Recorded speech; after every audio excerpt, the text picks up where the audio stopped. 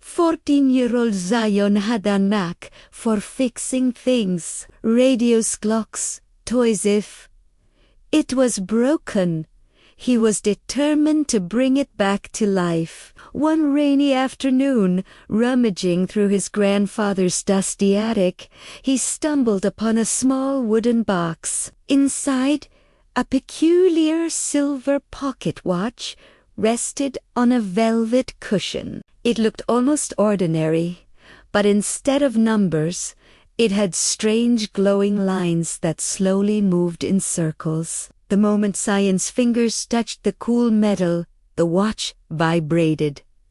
Tick! A sudden silence fell. He looked up. The rain outside had frozen mid-air. Tick! The old ceiling fan had stopped spinning. Tick! Everything around him was utterly, completely still. Zion's eyes widened in disbelief. What just happened? He crept towards the window. The raindrops hung suspended like thousands of tiny glass beads. The entire world had paused, heart pounding. He pressed the watch again. Tick! Instantly, everything lurched back into motion. The rain drummed against the roof. The fan whirred overhead. Time had restarted. He realized this watch didn't just tell time, it controlled it. The next day at school, Zion could barely focus. The watch felt warm and alive in his pocket. During math class, an idea sparked. He had to test it again. Tick. The classroom froze in an instant. His teacher stood motionless, chalk hovering mid-air. His classmates were like statues. Zion got up and walked around the room. A ghost in a frozen moment. He nudged a paper airplane closer to the open window. He mischievously advanced the hands on the wall clock by 5 minutes. Then, tick, time snapped back. The paper airplane sailed out the window, and everyone blinked as the class clock suddenly jumped forward. His heart raced with a thrilling mix of fear and excitement. With this power, he could fix any mistake, avoid every embarrassing moment, win every single race. But as he reveled in the possibilities, he noticed something unsettling. Each time he used the watch, the glowing lines on its face dimmed just a little. A week later, Zion used the watch to clinch first place in the school science competition. He froze time just long enough to correct a flaw in his experiment, then restarted the clock as if nothing had happened. He won, and everyone cheered for his genius. But that night, the world began to feel wrong. For a split second, the sky flickered from noonday blue to midnight black. Birds would freeze mid-flight for a moment before continuing on their way.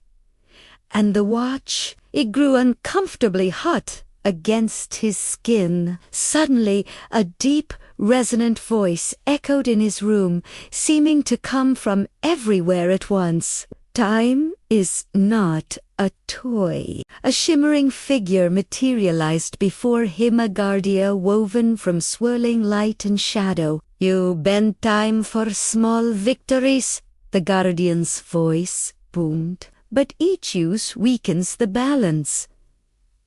Zion stumbled backward, terrified. I didn't mean to hurt anything. The guardian's form wavered. Every second you steal must be paid back. Zion looked down at the watch. The glowing lines were now almost half gone. The very next day, disaster struck. A speeding truck lost control right near the school crossing. Zion saw it all from across the street, his blood running cold, without a second thought. Everything froze, solid. The massive truck was stopped just inches from a group of students who were laughing, completely unaware of the danger. Zion didn't hesitate. He ran forward, pulling them out of the truck's path, one by one. Sweat poured down his face. The watch in his hand was searing hot now, burning his palm. As he moved the last student to safety, he heard a faint crack. Fine, spider-web-like cracks appeared on the watch's crystal face. The guardian's voice echoed in his mind. One final use. And time will choose. Zion stared at the frozen, silent world. If he restarted time, the students would be safe, but the watch might shatter forever. But if he didn't, he took a deep breath and pressed the button. Tick. Time resumed with a deafening crash as the truck slammed harmlessly into a light pole. The students were safe, and in his hand, the watch crumbled into a pile of metallic dust. Everything returned to normal. The sky stopped flickering. The strange glitches in reality vanished. Zion stood quietly on the sidewalk, clutching the empty chain where the watch had been. The guardian appeared one last time, its form softer, its voice gentle. Time is powerful because it moves forward, not because it can be stopped. Zion looked at his empty hand.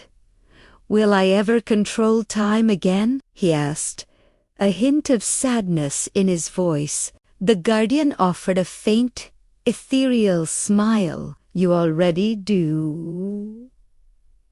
Every choice you make shapes the future. And with that it dissolved into the afternoon light, gone for good. From that day on, Zion no longer wished to freeze moments. He learned to cherish them, to live in them, because he finally understood that time isn't meant to be controlled.